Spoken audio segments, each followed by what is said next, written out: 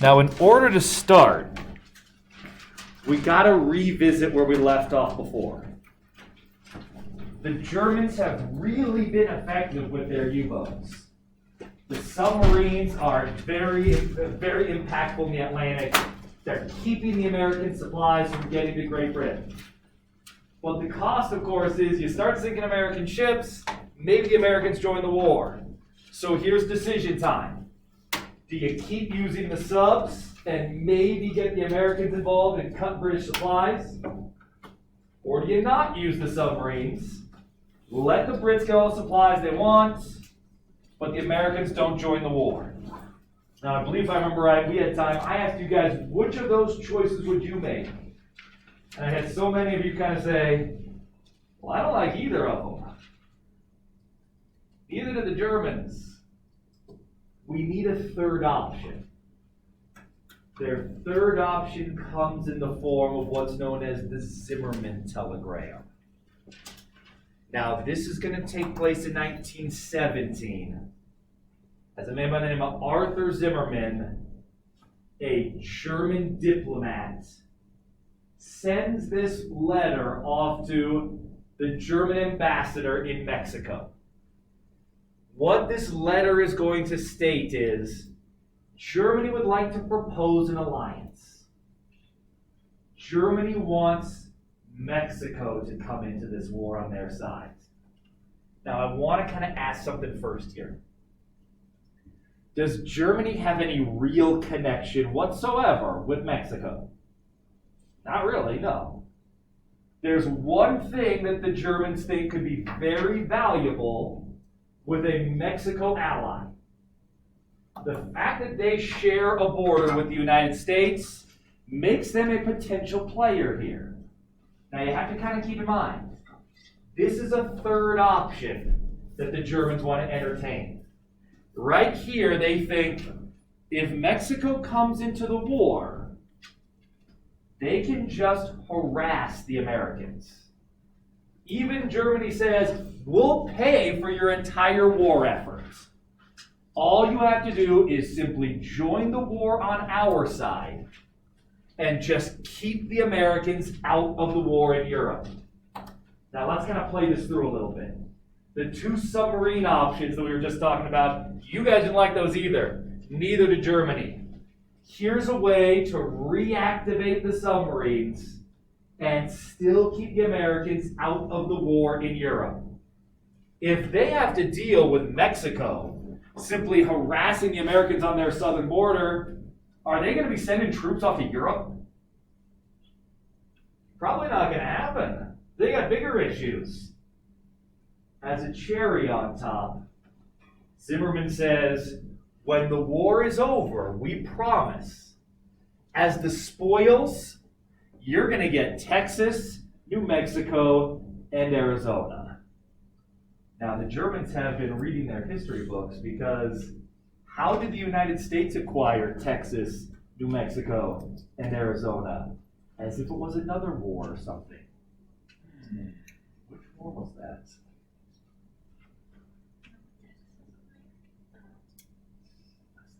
Oh, mercy. The Mexican America, oh, is that ringing some bells? Yeah. Okay, all right, good. They lost these states in the Mexican American War. Germany says, just align with us and I promise you'll get those states back. Now here's the thing. This letter is intercepted. It never gets to where it's supposed to, and probably, we're not certain, probably, it's a British spy that intercepts it.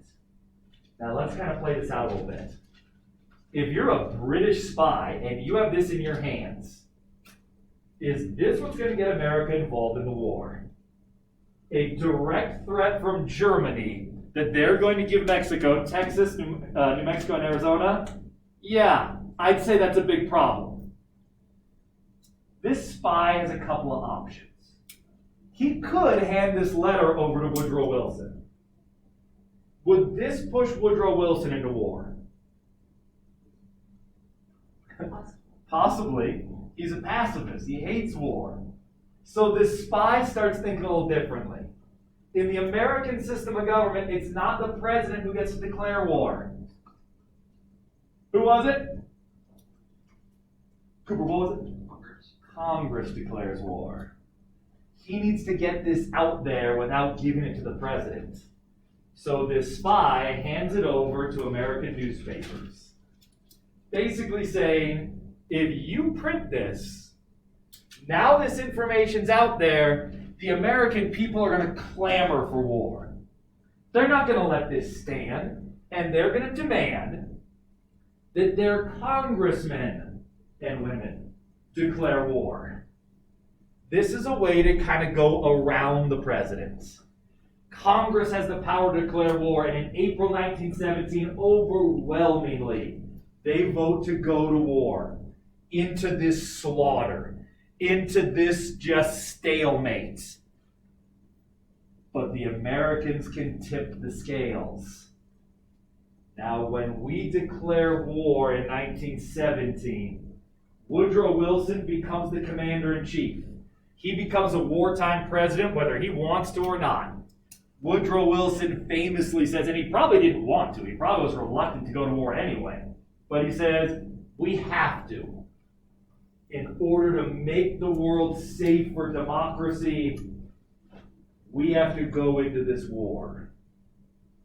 We will be the great democratic society that reshapes the world when the war is over. Now the United States joins the war. Now we're coming in with the Allied powers. Now I should probably ask this. Is this bad news for Germany? This is a worst case scenario. This is a disaster. But now the Americans are back in the war, are in the war. What do you turn back on? What have you turned off? The submarines. We wanted the Americans to stay out. They're in. Fine. Turn the submarines back on. We're going to start shipping supplies across the Atlantic and braving the submarines again. Now, I was telling you guys before, the submarines are really good at what they do. And they'll pick off about a third of the ships that are coming across the Atlantic. Which means if we're going to get all the supplies over there, we got to produce like we never have before. Before we were involved, we were making war supplies for the Brits, the French, the Russians. Now we have our men involved. Do you think that's more inspiration to make more weapons? They're going to be protecting the Americans? Absolutely. We're going to produce like no one had ever seen before. American industrial might is on show for the world to see. Now, talking just kind of like specific numbers doesn't really do this justice. So I kind of have to do this really big picture. As soon as we join the war, we are meeting with the Brits and we tell them, here are our production numbers. We can produce about this many ships, bullets, guns, whatever, per day, per week, per month. These are our numbers. And the Brits look at it and they say, there's no way. That's impossible. No one can produce like that. And the Americans just kind of look back and they say, what do you mean? We're already doing that. Now the Americans are involved. Within about 60 days, we triple those numbers. That's what we're going to see for production. We're going to ship all of these supplies across the Atlantic, vastly increasing what we're already producing. Enormous, unthinkable kind of numbers of production. Send it across the Atlantic. Now, we can ship all these things. We can supply our allies. But we've got a bit of a problem. During this time period, the United States had a long tradition of keeping a very limited standing army. When we declare war in 1917, our army is the 16th biggest in the world. Our army is the size of Portugal's. We got to expand it, we got to expand it fast. So we need millions upon millions of men to volunteer and even get drafted to expand the army real fast. It's going to take weeks to get them in the army, train them, give them basic training, give them fitness, and then send them across the Atlantic to Europe. We probably have about 12 weeks before the first American boots are on the ground. What we can do is send supplies immediately. We ship everything over to the Europeans, over to the Allied powers. We send them to the Brits, we send them to the French, we even send them to the Russians. The scales are starting to tip. Time's running out for Germany and her allies. As soon as the Americans arrive, this war is going to be over very fast. As long as the supplies keep coming. Now there's something I got to highlight here real fast, because during this time, social norms are very stratified. Men do this, and women do this. Now during this time, women had very specific roles, and their roles were to take care of the home and take care of the children. Men, roles you have are you go to work. That's it. That's how society operated. Which means that these factories that are producing the ammunition to keep the war going were about 99.5% men.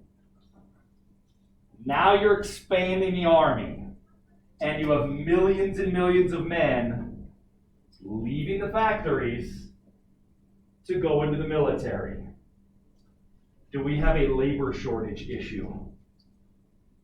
We need to fill these factory roles, and we're going to have to change societal norms here. A question here? Give me just a second, because there's almost out of time. Give me just a second. Okay. What we need is to fill these factory jobs by changing some social norms.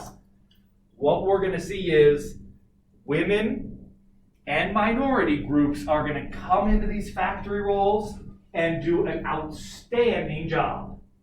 They're the ones that keep the war machine going. They're the ones that are producing the tools that allow the United States to keep fighting in the war. Without them, no doubt about it, never could have won this war. Not even close. They keep it going. Now, this is very important, because what we're going to see is, first, they keep the war going, but also, when the war is over, some societal norms are going to have to change. We're going to have to do things differently. As one very prominent senator said, before this shift really took place, he said, "I'd rather lose the war than send my wife to the factories." Fortunately, he's going to be very much outvoted in this, and this becomes a normal practice. Now, the good news is, notes. Now here's the deal. I need to pick up your responses. So what I need you to do, you can pack everything up, but leave your responses on your desk. I'm going to get those from you here in just a little bit. I want to talk about just a couple of things real quickly before you go. But you can pack everything up except for that page.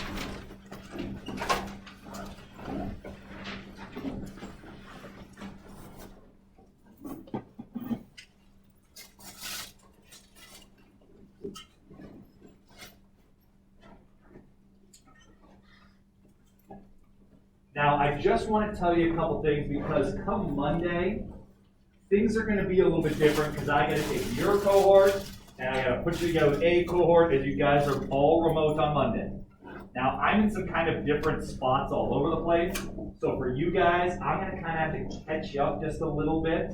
I'll explain more on Monday, but just so you're aware, you guys are sort of in some different spots, so it'll be a little bit difficult to catch up, but then we should be good. With that said, have a good day. I will see you guys next week.